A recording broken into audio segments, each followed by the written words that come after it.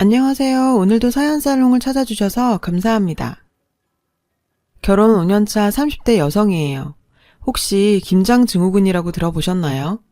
김장 때문에 육체적, 정신적 스트레스를 느끼는 증상인데요. 저 역시 결혼 첫 해부터 얼마 전까지 김장 때문에 고통을 받으며 살아왔어요. 그깟 김치 사 먹으면 그만이지 왜 사서 고생이냐고요? 에휴, 누가 그걸 모르나요?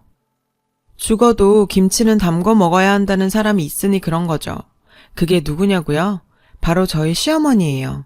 그 얘기를 해보려고요. 남편과 저는 같은 대학 사진과 동기였어요. 처음엔 서로 사이가 안 좋았죠. 저는 사진과 수석이었고 남편은 끄트머리에 겨우 들어온 경우인데다 살아온 형편도 너무 달라서 사사건건 트러블이 많았거든요. 집안 형편이 어려웠던 저는 장학금을 받아야만 대학에 다닐 수 있었어요. 그래서 매 학기 목숨을 걸고 학점을 따야 했죠. 장학금을 놓치면 당장 휴학을 해야 했었거든요. 그러는 중에도 돈이 되는 아르바이트라면 뭐든 마다 않고 했어요. 학비 외에도 장비비나 생활하는 데 들어갈 돈이 필요했으니까요. 반면 남편은 말 그대로 돈 처발라 대학에 들어온 케이스였어요. 집안에 돈은 있는데 대학 들어갈 성적은 안 되고 과외선생 붙여서 몇 대회에서 입상한 경력으로 대학에 들어온 경우요. 어마어마한 장비로 찍어도 결과물은 늘 똑딱이 카메라로 찍은 것만도 못한 사진과 최고의 수치였죠. 하필 그런 남편과 제가 한 조가 돼서 조별과제를 하게 된 거예요. 하늘이 무너지는 줄 알았죠. 왜 안 그렇겠어요. 전 장학금을 따야 학교를 다닐 수 있는걸요. 예상대로 남편은 작품 사진을 찍을 수 있는 실력 자체가 안 됐어요. 이런 사람과 공동 작업을 한다는 건 학점을 포기하는 것과 마찬가지였죠. 그래서 전 대놓고 말했어요. 작업은 나 혼자 할 테니 넌 이름만 올려. 난 너랑 달라서 장학금 못 따면 학교 못 다니거든. 그러니까 제발 방해만 하지 마. 그렇게 남편을 배제한 채 혼자 작업을 했어요. 그리고 과제 발표가 있던 날 전 혼자 준비한 과제를 들고 강의실로 향했어요. 프로젝트에 작품을 띄워 한참 발표를 하는데 교수님이 같은 조원인 남편한테 질문을 하시는 거예요. 망했다. 다 끝났다고 생각했어요. 남편이 제 작품의 의도를 알 리 없었거든요. 그런데 남편은 제가 준비한 작품의 의도를 정확히 파악해 질문에 대답하는 거예요. 전 단 한 번도 남편과 자료를 공유하지 않았는데 말이죠. 강의가 끝나고 남편한테 물었어요. 어떻게 알았냐고요. 그냥 느껴지는 대로 말했을 뿐이라고 하더군요. 그러면서 제 작품이 마음에 든다며 자기가 제 1호 팬이 되겠다고요. 순간 창피해서 고개를 들 수가 없었어요. 전 그동안 이 사람이 가진 부에 대한 편견만 있었을 뿐 단 한 번도 제대로 사람을 보려 하지 않았었거든요. 그런데 남편은 자신을 무시하는 절 편견 없이 바라봐줬던 거예요. 그리고 먼저 화해의 손을 내밀었고요. 그날 이후 전 틈이 날 때마다 남편한테 사진을 가르쳐줬어요. 그렇게 1년 넘게 우린 붙어 다녔고 그러는 사이에 자연스럽게 CC가 된 거죠. 남편보다 2년 먼저 졸업을 한 저는 동기들처럼 유학을 가거나 대학원에 진학하고 싶었지만 그럴 형편이 안 됐어요. 그래서 선배가 하는 베이비 스튜디오에 취직을 했죠. 교수님 추천으로 더 좋은 곳에 들어갈 수도 있었는데 마다하고 선배 스튜디오에 들어간 데는 이유가 있었어요. 일하면서 틈틈이 제 작업을 할 수 있다는 조건 때문이었죠. 근데 쉽지 않았어요. 주말에 알바를 뛰면 그만큼 돈을 더 벌 수 있었거든요. 돈맛을 본 저는 더 이상 작품 사진을 찍지 못했죠. 그렇게 일에 치여 살던 즈음 남편은 제대를 했고 졸업도 하기 전에 저에게 프로포즈를 했어요. 하루 빨리 결혼을 해야 제 고생을 덜어줄 수 있다고 생각한 거죠. 하지만 너무 기우는 저희 집 형편 탓에 시댁에선 반대가 심했어요. 특히 시어머님이요. 사실상 시댁의 실세는 시어머님이거든요. 경제력이 약한 아버님을 대신해 집안을 일으킨 건 어머님이시니까요. 농수산물 유통업을 하시는 시어머니는 회사 규모만큼이나 손이 큰 분이셨어요. 그런 어머님의 경제력 덕에 남편은 고생 없이 살 수 있었지만 돈 버는 데만 몰두한 어머님 덕분에 어려서부터 정을 많이 못 받고 자랐다고 하더군요. 남편이 저희 친정엄마를 잘 따르는 것도 이런 이유 때문이에요.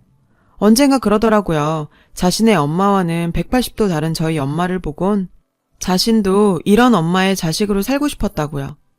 밖에서 돌아오는 자식들을 위해서 된장찌개를 끓여놓고 기다리는 엄마가 너무 부러웠다고요. 자신은 방과 후에 집에 돌아와 보면 식탁 위에 놓인 10,000원짜리 한 장이 다였고 생일날에도 별반 다르지 않았대요. 달라진 거라곤 10,000원짜리 대신 100,000원짜리 수표가 놓여 있었다는 것 뿐이었으니까요. 자기가 가지지 않은 게 부럽다고 돈이 부러운 사람도 있겠지만 남편은 돈이 아닌 엄마가 차려준 밥 한 끼가 그리웠던 사람인데 말이죠. 그래서 남편은 더 필사적으로 시어머님을 설득했어요. 그리곤 시어머님 뜻대로 가업을 잇기로 하고서야 결혼을 승낙받았죠. 그렇게 우린 20대 중반에 결혼을 했어요. 결혼을 하고 얼마 안 돼 친정엄마는 근종막염 진단을 받으셨어요. 하루 종일 서서 일을 하시다 보니 통증은 점점 심해졌고 결국 한동안 일을 쉬게 되셨죠. 문제는 생활비였어요. 결혼 전이라면 제 월급으로 충당하겠지만 제가 출가 외인이 된 상태라 걱정이 됐죠. 근데 남편이 그걸 어떻게 하라는지 제 월급을 고스란히 친정에 보낼 수 있게 해줬죠. 우리 둘이 먹고 사는 거야 내가 버는 돈으로 충분하잖아. 그러니까 걱정 말고 자기 월급은 장모님께 보내드려. 정말 고마웠어요. 하지만 이런 남편의 배려가 부메랑이 되어 제 목을 겨누게 될 줄은 몰랐어요. 남편 말대로 전 엄마가 일을 쉰 6개월 동안 제 월급을 보내드렸고 엄마는 결혼한 딸이 보내는 돈으로 생활한 게 미안했던지 결혼 첫 해 시댁에 김장을 해서 보내셨어요. 근데 이게 화근이 된 거죠. 하필 그게 시어머님 입맛에 딱 맞았던 모양이에요. 어머님은 김장김치를 다 드시고도 저희 친정엄마 김치를 몇 번이나 더 얻어드셨어요. 그리고 아예 이듬해부터는 저희 집으로 배추에 무에 고춧가루, 젓갈 등 김장에 필요한 모든 재료를 보내주시면서 저한테 김장을 담그라고 하셨죠. 정확히 말하자면 재료는 대줄 테니 친정엄마 김치를 만들어 오라는 거였어요. 예, 아가, 기왕 하는 거 많이 좀 해라. 정원이네도 좀 주고 거래처에도 좀 나눠주게. 정원이 좋아하는 알타리랑 파김치도 좀 하고. 그렇게 어느 순간부터 어머님은 재료를 대고 일은 저희 친정엄마랑 저, 그리고 제 여동생이 맡아서 김장을 하는 꼴이 됐어요. 처음엔 호의로 보냈던 김장김치가 이젠 당연히 해야 하는 의무가 돼버린 거죠. 그렇다고 안 하겠다고 하기도 곤란하고 결국 전 친정엄마한테 몹쓸 짓을 하게 된 셈이었어요. 그렇게 꼬박 4년을 매년 500포기 이상 김장을 해왔어요. 어디 그뿐인가요? 알타리에 깍두기, 물김치에 갓김치까지 포함하면 양은 그보다 훨씬 넘었어요. 그래서 김장철만 되면 머리가 지끈지끈해요. 올해는 또 김장을 어떻게 해야 하나 고민이죠. 그런 마음을 알기나 하는지 어머님의 요구는 매년 종류도 다양해지고 양도 늘어갔어요. 김치 재료 던져주곤 무임금으로 종부리도 부려먹었죠. 저랑 저희 친정엄마를요. 그렇게 허리가 끊어져라 김치를 담궈도 정작 우리 입에 들어가는 건 얼마 안 됐어요. 시댁 그리고 시집간 시누이네에 거래처 사장님들까지 돌리고 나면 매번 친정까지 돌아갈 김치는 없었죠. 그래서 더는 이렇게 못하겠다고 어머님께 말씀드리려고 상황만 보고 있던 참이었어요. 그런데 다행히 올해 초 제가 임신을 하면서 그 고민을 털게 됐지 뭐예요. 만삭의 몸으로 김장을 담글 수는 없으니까요. 그래서 이번 기회에 앞으론 김장 못 담근다고 얘기를 해야겠다고 벼르고 있었죠. 근데 남편이 먼저 그 얘기를 꺼내더라고요. 그만해. 그 몸으로 무슨 김장이야. 엄마도 이해하실 거야. 우리 엄마 그렇게 꽉 막히신 분 아니야. 사실 이 말은 믿음이 안 갔어요. 대부분 만자들이 자기 엄마는 안 그런다며 절대 그런 사람이 아니라며 호언장담을 하지만 아니긴요. 딱 그런 사람인 거죠. 암튼 남편이 어머님께 직접 얘기한다고 전 걱정 말고 몸조리나 잘 하라더군요.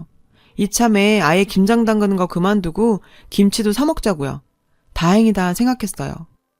안 그래도 어머님께 말씀드리기 껄끄러웠는데 남편이 나서서 얘기해준다니 저로선 이보다 좋을 순 없었죠.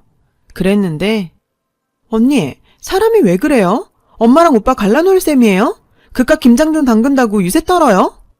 갑자기 전화를 걸어온 시누이가 다짜고짜 따지지 뭐예요.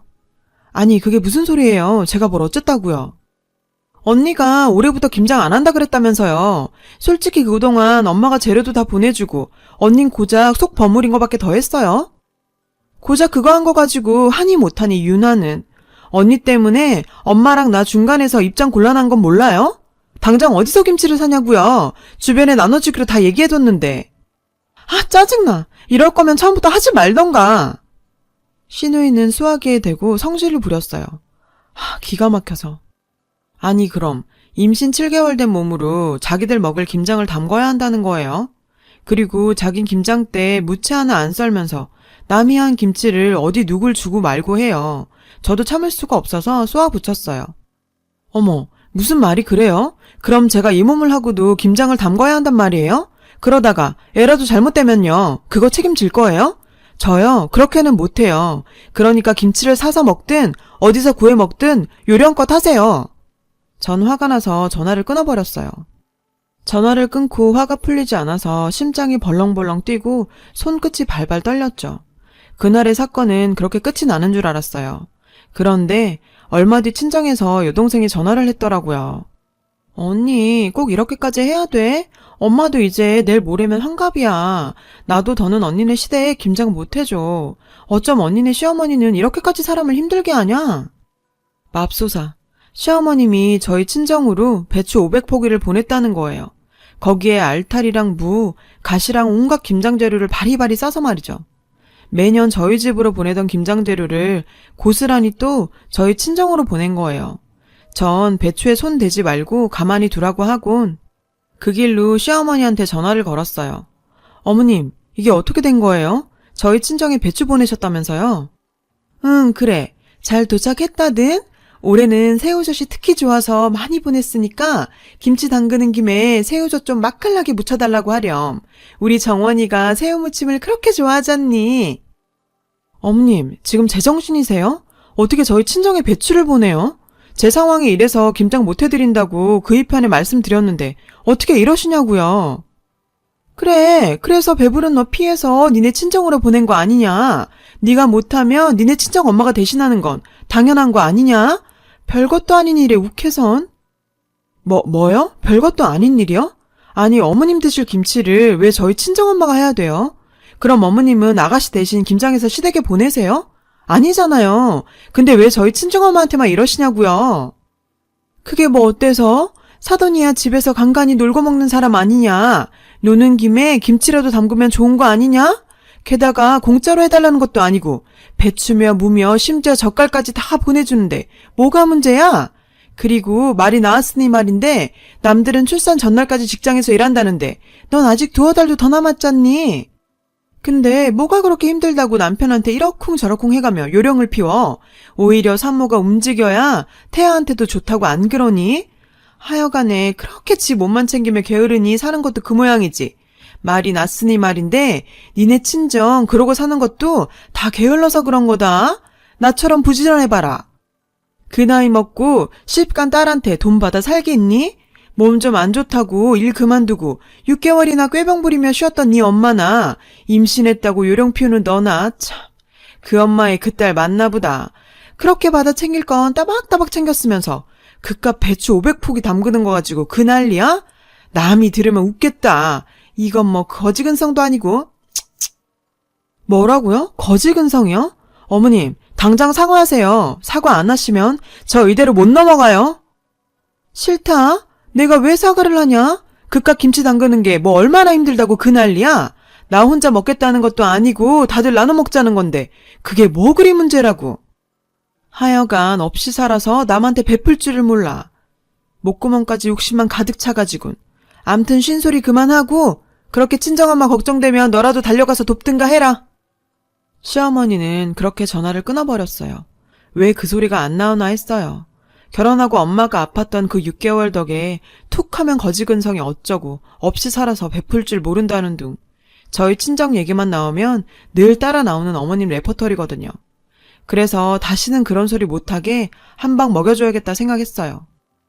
그 길로 친정으로 달려가 엄마랑 여동생과 함께 김장을 했어요. 어느 때보다도 맛있게 되길 바라면서 말이죠. 며칠 뒤 시어머니한테 전화가 왔어요. 얘, 김치는 언제 가져올 거니?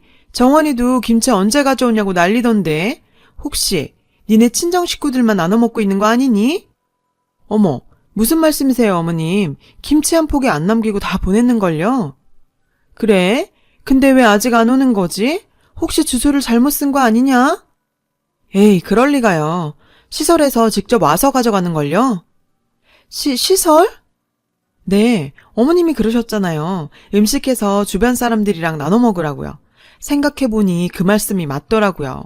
그동안 너무 안 베풀고 살았던 것 같아요. 이제야 네가 말귀를 알아먹는구나. 그래, 우리 집엔 언제쯤 도착한다니? 정원이네 거도 같이 붙인 거니? 네? 그게 무슨 말씀이세요? 어머님께서 베풀라 그래서 이미 무료 급식시설에 다 보냈는걸요. 이번 김치는 특히나 맛있어서 아주 인기가 좋았다니까요. 앞으로는 어머님 말씀대로 저희 식구만 먹지 말고 주변에 베풀까 생각 중이에요. 어머님 뜻에 따라 통 크게요. 뭐? 너 그럼 그 많은 김치를 퍼다가 노숙자들 먹였다는 거냐? 그런 거야? 이게 미쳤나? 너 그게 얼마짜린데? 아니 그 아까운 걸 피 한 방울 안 섞인 사람들한테 퍼줘? 너 제정신이야? 왜요? 아까우세요? 언젠 나누고 베풀라면서요. 어머님 말씀대로 없이 살아서 베풀 줄 모른다는 소리 듣기 싫어서 지금부터라도 베풀고 살려는데 왜요? 참, 내년엔 배추며 무며 더 좀 보내주세요. 아니다. 이참에 아예 단체를 만들어서 자원봉사자들이랑 다 같이 김장 행사를 벌이면 어때요? 독거노인들이며 사회 취약계층들이며 주변에 더 많이 김치를 나눠줄 수 있을 테니까요. 그래도 되죠, 어머님? 뭐? 결국 어머님은 아무 말도 못하시고 전화를 끊으셨어요. 그 이후론 김장에 김자도 안 꺼내셨고요. 그날 이후 시댁 식구들과 사이가 좀 껄끄러워진 건 사실이에요. 하지만 지금이라도 이렇게 정리된 게 천만다행이라고 생각해요. 그동안 그 6개월 때문에 시어머니 눈치 보느라 김장철마다 친정엄마랑 동생 고생시킨 것만 생각하면 목이 메거든요. 부모님 건강이 안 좋으시면 그럴 수도 있는 건데 제가 너무 작아졌었나 봐요. 앞으로 태어날 제 아이를 생각해서라도 지금보다 당당한 사람으로 살려고 해요. 참는 것만이 능사가 아니라는 걸 이번에 확실히 알았으니까요. 긴 얘기 들어주셔서 감사해요. 좋은 일들 가득하시길 바랍니다. 여러분, 사연 댓글에 응원과 현명한 조언 부탁드려요. 좋아요와 구독은 저에게 큰 힘이 됩니다. 오늘도 좋은 일 가득하세요.